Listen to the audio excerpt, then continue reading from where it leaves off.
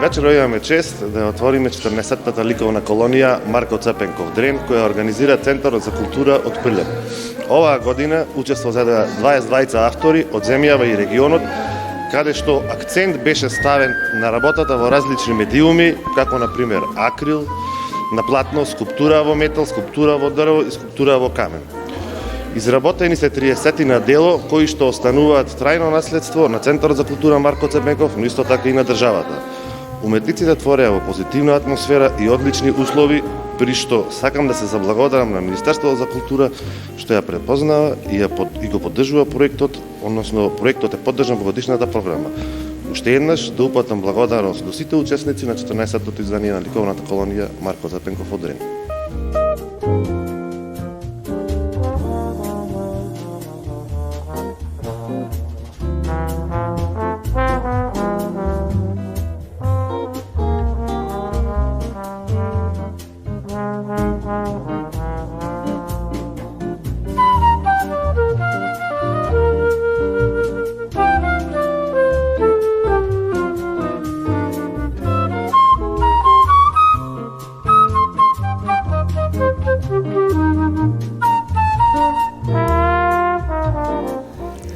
Чест ми што бев поканета на ликовната колонија Дрен 2022 година.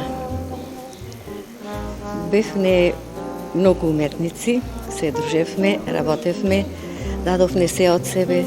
Му благодариме на Центарот Марко Цепенков што ни овозможи да се одржи ликовната колонија. Создадовме стварно многу добри дела, што ќе остана трајно за културата за Марко Цепенков, за Прилеп и за колонијата Дрен. Му благодарам исто на сите уметници што се дружевме, што творевме и баш сум радосна што работев на оваа колонија. Ви благодарам.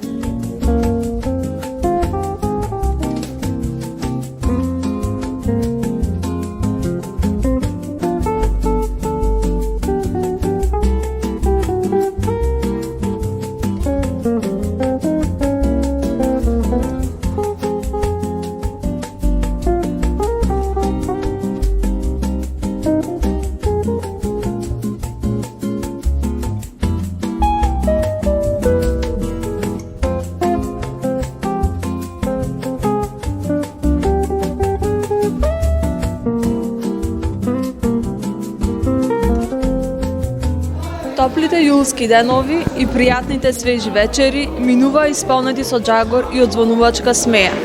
Од време на време, разговорливите гласови кои создаваа врева, мигновено стивнува и целосно исчезнува.